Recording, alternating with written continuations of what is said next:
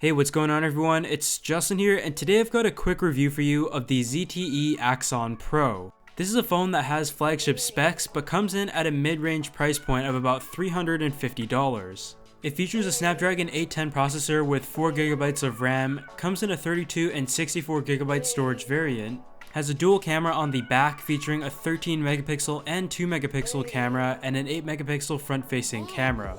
You also have the ability to record 4K video and view it on the beautiful 2560x1440 resolution 534 ppi display.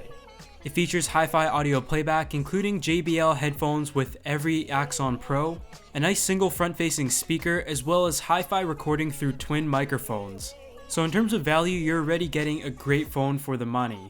It is available in 3 different colors including silver, gold, and blue, and the device itself has a pretty big display coming in at 5.5 inches, but by no means does it feel really big. The Axon Pro is constructed out of metal, but I did find the device to be rather slippery.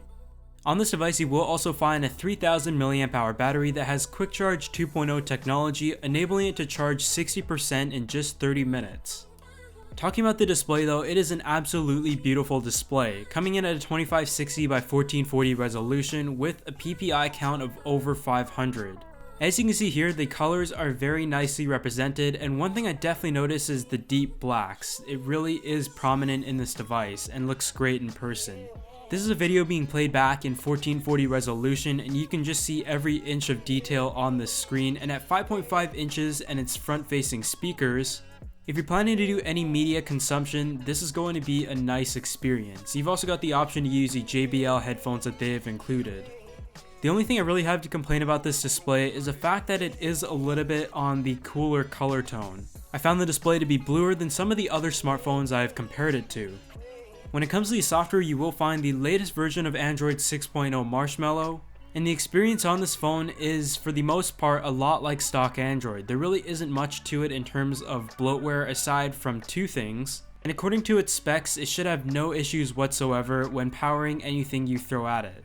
It was very smooth and enjoyable to use, but I did find the animations to be just a little bit slow in some cases. Of course, you have your app manager and the ability to configure some of your apps, and you also have the option to switch between the back and menu button between the 2 touch capacitive buttons you will find on the bottom, so that could be based on preference. Some of the apps that are included are the Argus step counter, so that is something that you can use if that is what you like. When you take a look at the camera, you will find 2 cameras on the back, a 13MP and 2MP, which assists in the autofocusing. On the front, you'll find an 8MP selfie camera, and you also have the ability to record 4K video on this phone. At this price point, the camera quality was decent, kind of what you expect out of your typical entry-level smartphone, but I did notice that the autofocusing was very fast, but the color balancing definitely could have been better, and possibly less saturated, as I noticed in the photo and video modes. When it came to the battery life, I've actually had this phone for a few weeks now, and I used it before taking about a week off and going back to my daily driver before shooting this review. With 3000 mAh, it is a pretty respectable size, and I noticed that the battery life wasn't amazing, but it wasn't bad at all. You should be able to get through a day with this. But now it's time to wrap it up, and this has just been my review of the ZTE Axon Pro. This is my first device from ZTE, and I definitely look forward to checking out some more of their devices in the future.